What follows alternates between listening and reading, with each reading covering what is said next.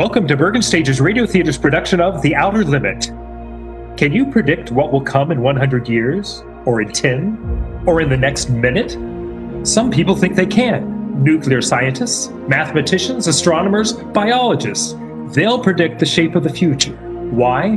Because they make the future. Because they see beyond the known dimensions of time and space. We're on a vast concrete runway set in the desert of the Southwest. A giant metal ship stands before us, prow pointed to the stars. And in 5 minutes, the signal will flash and it will tear up through the atmosphere to the outer limit.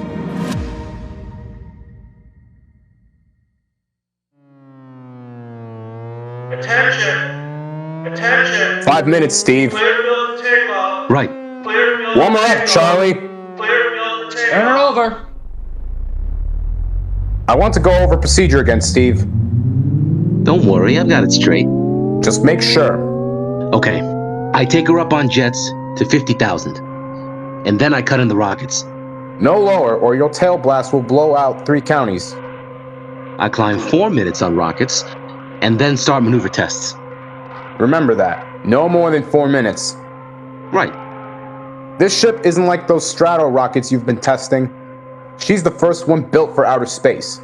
If she works, we can go clear to the moon. If I'd have known that, I'd have brought my toothbrush. Well, not this trip. Now get this, Steve. You've got power there to clear the Earth's gravitational field. But remember, after you cut in the rockets, you've only got 10 minutes fuel. If you go beyond the outer limit and don't save fuel for the return. I know. I won't get down again. That's right, Steve. You'll drift off into space. Get that now? 10 minutes fuel. Gotcha. Now, as far as I'm concerned, this project is a lot more important than the cosmic ray bomb they're testing out in the Pacific tonight. Well, Security Commission brass doesn't think so. I don't see any undersecretaries under anything. Don't worry. In the long run, our ship will make the CR bomb back page stuff. But in the meantime, it's just as dangerous. Remember, half the principles on this ship are pure theory, Steve. Slide rule stuff. If anything goes wrong, we may have to scrape you off the landscape with a soup spoon. You have a charming sense of humor. Now here's where I'm getting at. We're risking your neck on this test. If anything blows, we don't want the next man to pull the same boner. I know, Hank. So keep your mic open and keep talking. If anything goes wrong, we want to know exactly why. And we won't be able to ask you. Let us know before you pull every switch. Before you do anything. You got that? Yeah. Even if you only have to blow your nose. All right, get those fuel lines away. Well, I guess that's about all, Steve. That reminds me. Look, if Mary calls, I'm just up on a milk run. I didn't tell her today was it. How is she? She's okay. But she's due about now, and I don't want her to be nervous. Hey, I didn't know the baby was that close. Yeah. Steve, I ought to be sending a single man on this job. What, and cut me out of a soft paycheck? Forget it, Hank. You know you can't get anybody else who can take 15 G's acceleration when those rockets cut in. Yeah, I know. It's time, Steve. Yeah. Well, see you later. Don't worry, Hank. I'll sweat for the both of us. Button her up, Charlie. Yeah? So long, Hank. So long. We'll give you the light from control.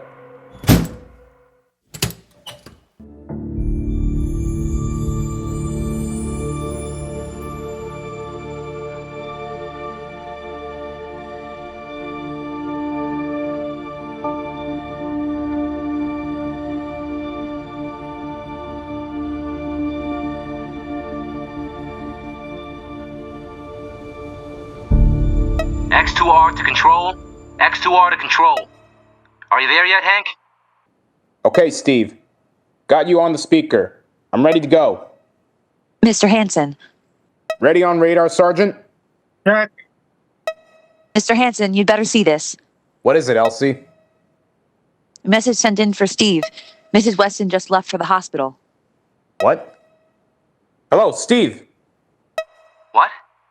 Stand by a minute. Shall we hold the takeoff, Mr. Hansen? What? Oh, yes. No.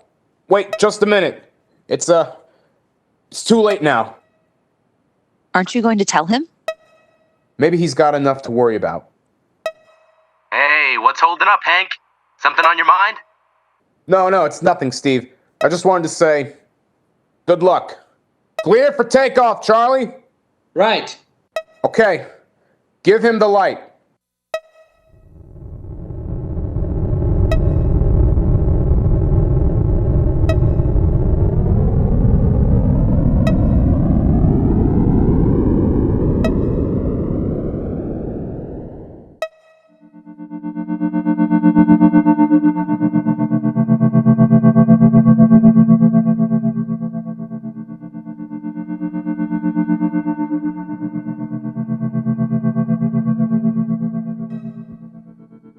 All right, Steve. I'm reading you clear. I'm at 40,000. Airspeed 600. She's running fine. The soundproofing works. There's a third-degree waiver in the AGY pressure. Got that, Charlie? Check. Dead center on radar, Mr. Hansen. 50,000 now. Cutting out the port jet. Now the starboard. I'm off jets. Airspeed dropping. Opening the rocket selects. The switch sticks a little, Charlie. Actually, out the hole. Pressure is 350. All right, now I'm advancing the ignition key. Here goes rocket 1. Steve, you all right? Yeah. Feels like somebody slugged me with a sledgehammer. Airspeed now at 1200. Here goes number 2.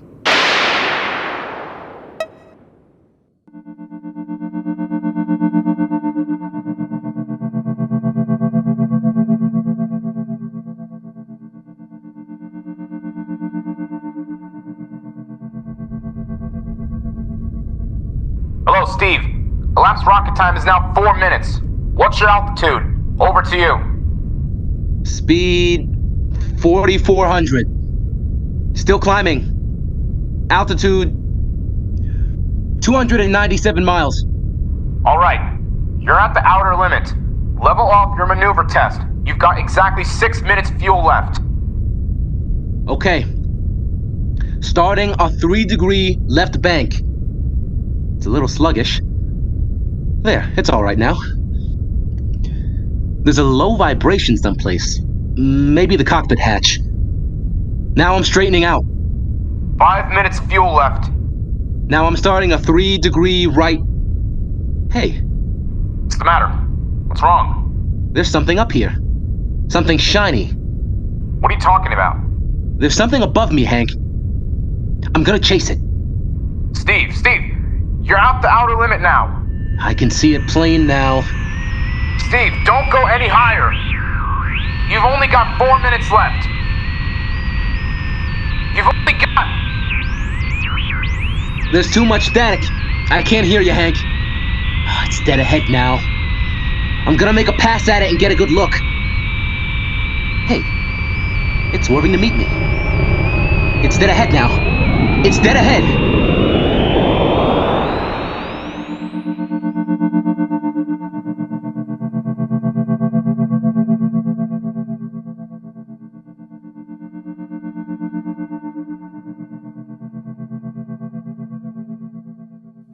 Hello?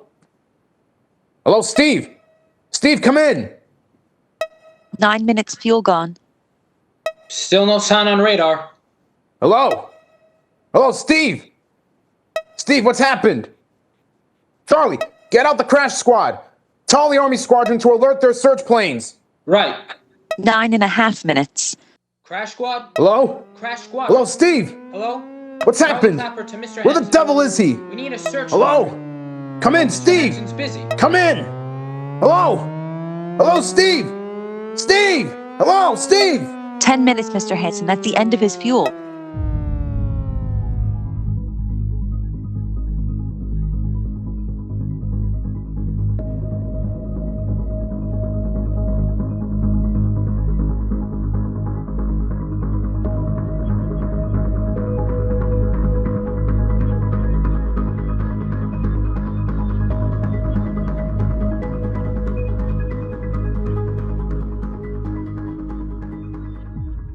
How long has it been now? 10 hours, Mr. Hansen. Nothing more on radar, Sergeant? Brain's blank. Colonel Corelli called in.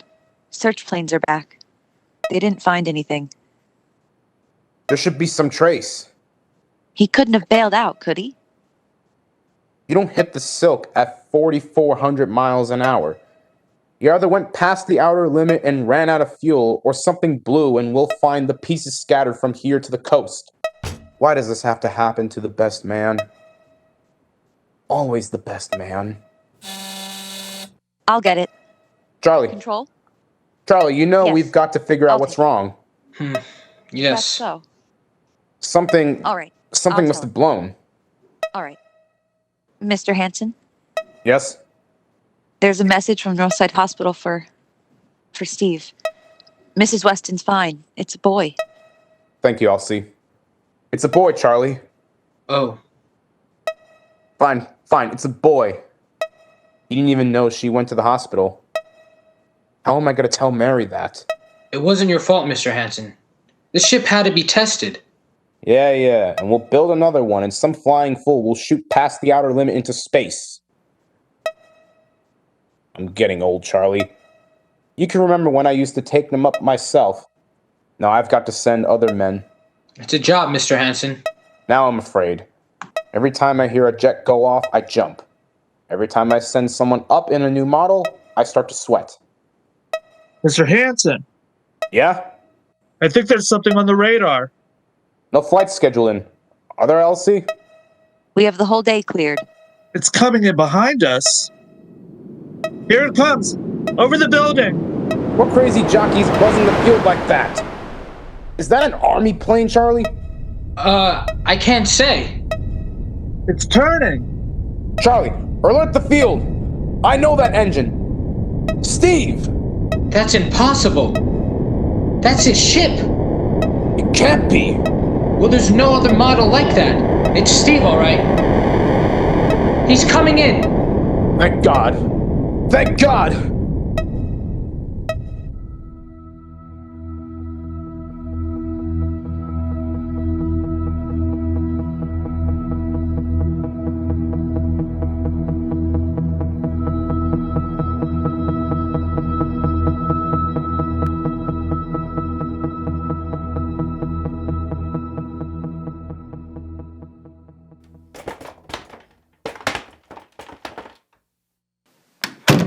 All right, sit down, Steve. The quicker we get this done, the quicker you can get over to see Mary and the baby. Hank, Elsie, give the order to check and refuel the rockets. I don't want anybody here until I get Steve's reports. Bury any calls. All right, let's have it. What the devil happened to you? Hank, does that cosmic ray bomb still go off tonight? What are you talking about? Straighten out, Steve. Where have you been for the last 10 hours? Listen, Hank, there's something more I've got. Come on now. I've got to get a report on the screen to Washington, so let's have it. I've got to know how you stretched 10 minutes fuel to keep you in the air for 10 hours. Now, one thing before I talk, Look, Steve. have the Geiger men run over the ship before they refuel. What'd you run into? So help me, Hank. I don't know. We better check and make sure it isn't radioactive. Elsie, add a Geiger report on the standard check. Steve, maybe we'd better have the doc look you over too. No. I'll be all right. They said I'd be all right. They? Look, son, I know you've had a tough time, but we've had this field on alert for 10 hours. One of the army boys cracked up looking for you, and he's hurt bad. So let's have the story. Let's have it straight. I don't know how to tell you. Hank, I saw something up there. At 300 miles? I chased something up there, Hank, and I caught it. Now don't hand me that. Listen to me. I was cruising along, just starting the right bank, when I spotted something. Must have been going about half my speed. It was egg-shaped and smooth. I made a pass at it, and I was coming back for another, and then there was a humming sound. Humming? Sort of vibration. And I blacked out. I was headed straight for it at 4,400 miles an hour. I thought it was going to be the biggest smash since Hiroshima and... Hank, is there a drink in that bottle? Never mind that. Steve, what happened? I came to inside their ship. Uh-huh. Steve, this whole thing's been a devil of a strain on you. I'm gonna call Major Donaldson from the army base. Ask him to sit in. Psychiatrist? Yeah. That's a good idea. Let him run his tests. They'll tell you I'm not kidding. Because, Hank, unless I miss my guess, I've just been tipped off to the way the world ends.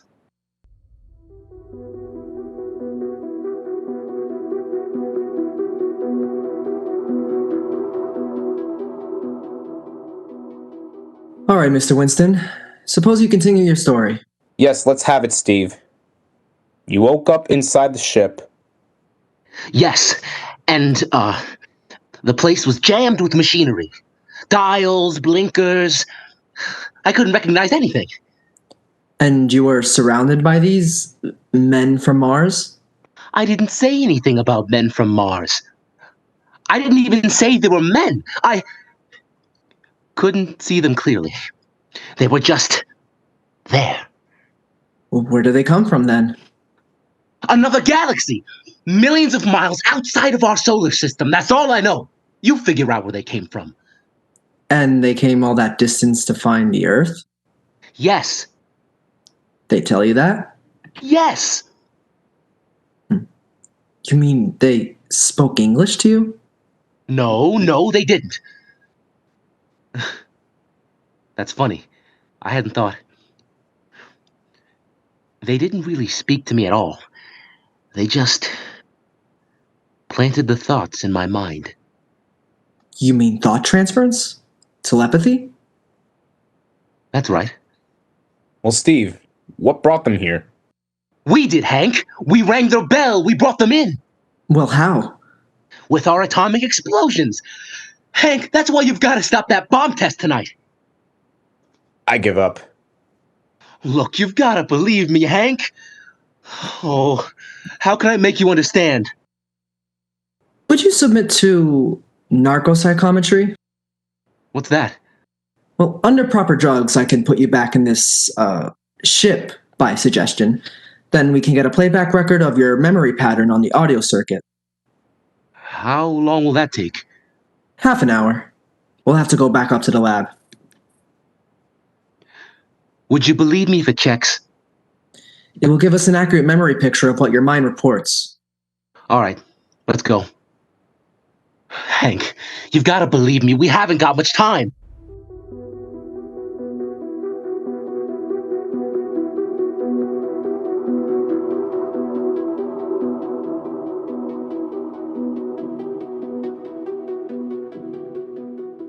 You should be getting drowsy now. Count backwards from 10. 10, 9, 8, 7, 6. He's under. Now we attach the head plate electrodes. The cortical pickup. Look out for that wire, Mr. Hansen. 30 setting, 31.3. Now throw that switch, Mr. Hansen. I have to start him off by suggestion. All right, Steve, you're in your ship now. You're in the rocket. Rocket? Yeah, you're in the rocket. You're in the rocket, and you've just sighted something strange. Now I'm starting a 3-degree right. What's that? Hey, there's something up here. Something shiny. His memory pattern. We're picking it up electronically. Something above me, Hank. I'm gonna chase it. It's piped through the audio circuits. I'm getting static. I can't hear you, Hank. This is where we lost contact with him. I'm gonna make a pass at it and... Hey, it's swerving to meet me. It's dead ahead now. It's dead ahead. Now what? This is where he blacked out. There's no telling how long. Minutes or hours? What's that noise? I don't know. Quiet. Where? How did I get in here? Who are you? Is he seeing them? Intergalactic Patrol. What's that? What are they saying, Steve? What are they saying? It's about nuclear fission. They know about it. They know the danger of it. Long ago, they had wars that almost destroyed them. And finally, they learned. Now they've outlawed war. Go on, Steve. They patrol space. When their detector picks up an atomic explosion, they send a patrol. What are they going to do? They've quarantined us. Quarantined? They've isolated Earth because we don't know how to control ourselves yet. Until we learn, we'll be a menace to the whole universe. What is this nonsense? Quiet. How are they going to do it, Steve? They've spread a layer out here of... I don't know what to call it. All around the Earth. It's miles deep. When there's an atomic explosion on Earth, the radioactive particles will drift up to this layer and set off a chain reaction. It'll go around the world in microseconds. And that's the end. The end? What's he? Wait. Yes? Yes. I understand. I've got to bring back the warning. You're gonna put me back in my ship to bring the warning. Now what? He's blacked out again. I guess that's all. What does all that mean? It's what he remembers. You don't think that really happened? Oh, no. The narcopsychometry circuits produce what he remembers. It just means that Steve believes this happened. I don't like to see this. I've seen too many good test pilots snap. Steve is the best I've known. How bad do you think he is? Frankly, outside of the presence of this well-organized hallucination, there's no sign of unbalance. It may not be too serious. If he had a more plausible story, I'd be more inclined to believe him. What? Hank? It's all right, boy. Did you hear it, Hank? You understand? Sure. We've been quarantined. Let me give you something to help you sleep, Steve. But don't you understand? They fixed it, so if we set off one more nuclear explosion, that'll be it! Of course. Don't roll your sleeve down. You don't believe me? Now, take it easy, Steve. That test tonight. They're setting off the CR bomb. Hank, what time is it? 11:20. Well, it's scheduled for midnight. Hank, we've got to stop that bomb. Steve, let Donaldson give you the hypo. Hank, you've got to believe me. I saw them. I got the warning. If we touch off that bomb tonight, it'll be the biggest galactic 4th of July of all time. The whole Earth will go up like a Roman candle. April 10th, 1965. The end. Now look, Steve, you better calm down. Don't you want to see Mary and the baby? You've got a new son, remember? Well, that's just it. I want to see my son. I want him to live. If that bomb goes off... Hank, we've got to stop them. Mr. Hansen, I think we better get over to the base hospital. Hank, you've got to believe me. Yeah, sure, Steve. Maybe there is something to it. Look, it's out of your hands. I'll put it in a report and shuttle it into Washington in the morning. In the morning? There isn't going to be any morning, Hank. Don't you understand? You've got to call Washington now. Get the head of Security Commission and postpone that test. Now you know I can't do that, Steve. My neck be out at a mile. Besides, this is 1965, not 45. 20 countries have atomic bombs now. What's the use of stopping just this one? The rest will keep right on popping them off. Well, we'll have to call an international conference. Can't you understand, Hank? The first one that goes off finishes us. It's the end. They've given us the quarantine warning. Steve, I think you better go with us to the base hospital. But Look, Steve, we can call for a detail if we have to. all right, I'll go with you. I don't need a straitjacket. That's the way, Steve. You'll probably feel better by morning. Let's go.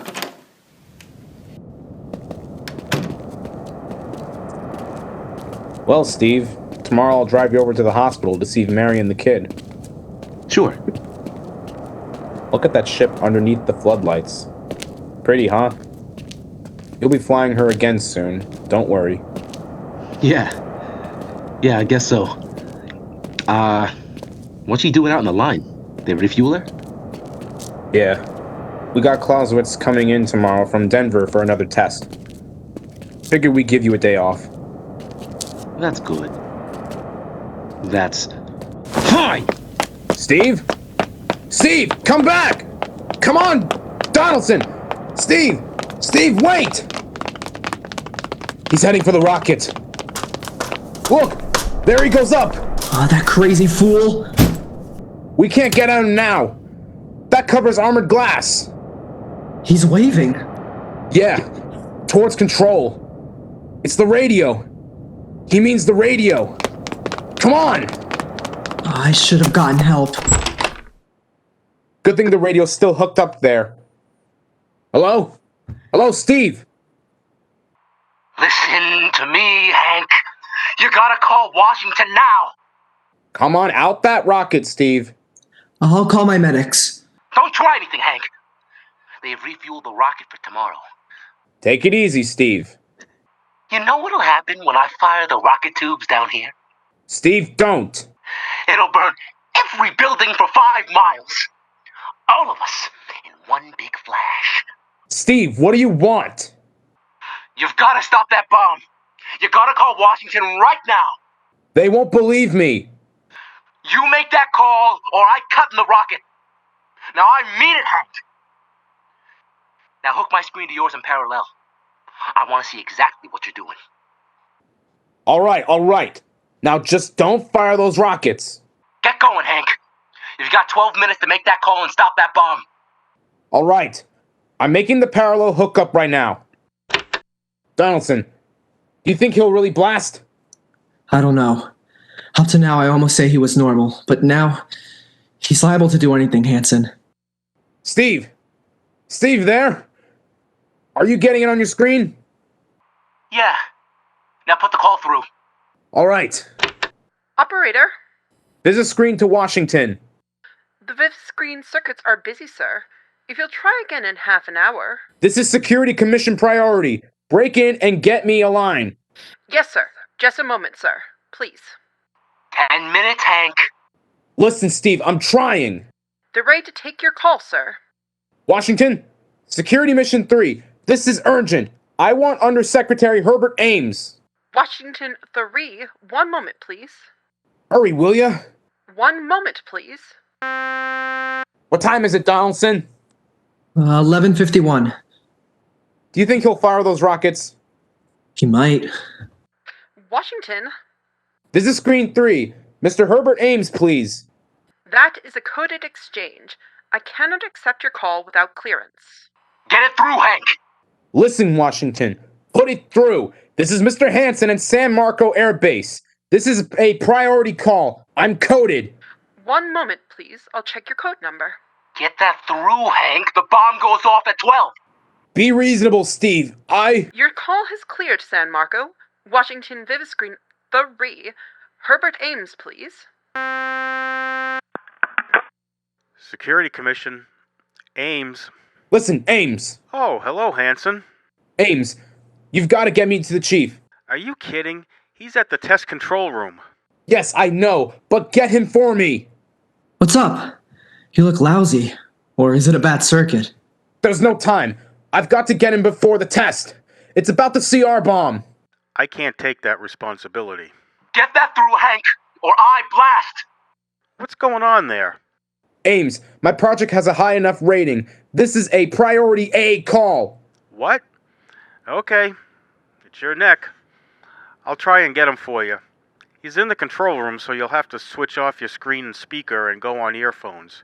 Too much going on in there. Security ruling. You hear that, Steve? I've got to cut the incoming screen. All right. But don't try anything. 8 minutes, Hank. Hello? Hello, what? You got it, Hank? Yes. This is Hanson at San Marco. No, sir. Priority A request to cancel the bomb test. No. No, I'm serious. This is deadly serious. We sent the X2JTR up today to the outer limit. We uncovered evidence. Yes, on the atomic instruments. What's that? No possible chain reaction. No, I can't tell you the whole story. There isn't time here. Yes. Yes, I'll bring up the readings into Washington in the morning. You've got to postpone the test till you see them. Look, I worked on contracts with the Commission for 10 years. Yes, I have complete confidence in my information. You can record that. Yes, I'll call you back immediately. Goodbye. Hank? Hank? He's agreed to cancel, Steve. The bomb won't go off. All right, boy. You can come down out of the ship.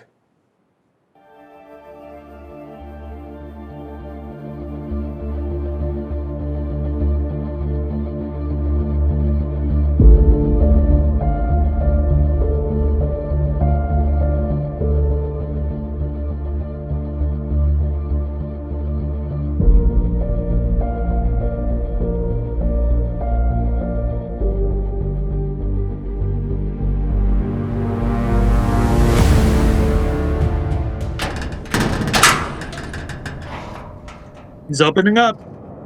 Here he comes. All right, Steve. Come down. Sure, Hank. Just a second. Hank. I was scared. I was plain scared. Easy now. It's all over. The bomb won't go off. Thank God. Look, I want to see Mary and the baby. Can you get me transportation now? Wait a minute. It's almost 12. They won't let you in the hospital now. I want to see the baby. Sure you do, but you've been under a strain. I've got a shot for you here, Steve. It'll give you a good night's sleep. All right, roll up your sleeve. Yeah. Here. There. That'll make you sleep. The sergeant will find you a bed. Yes, sir. Come on, Mr. Weston. Okay. Good night, Hank. I'm kinda beat. It's been a tough night.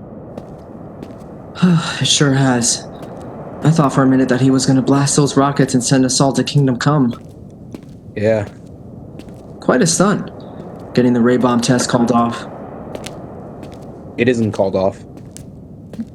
But the chief said... Ames couldn't get the chief. I was talking to a dead circuit.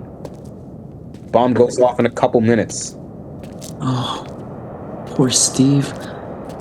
He was one of the best. He was the best.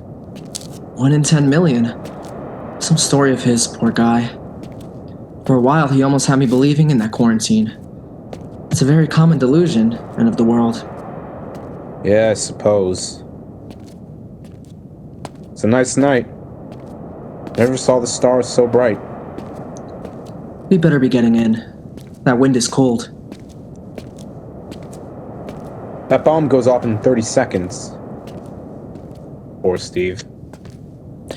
You know, Hanson, there's just one thing.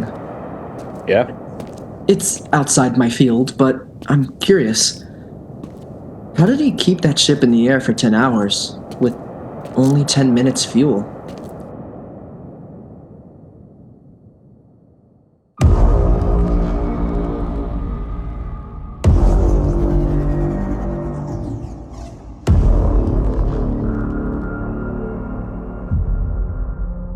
You have just heard Bergen Stage's Radio Theater's production of The Outer Limit by Graham Dorr and adapted for radio by Ernest Kanoy, an adventure in time, space, and the unknown.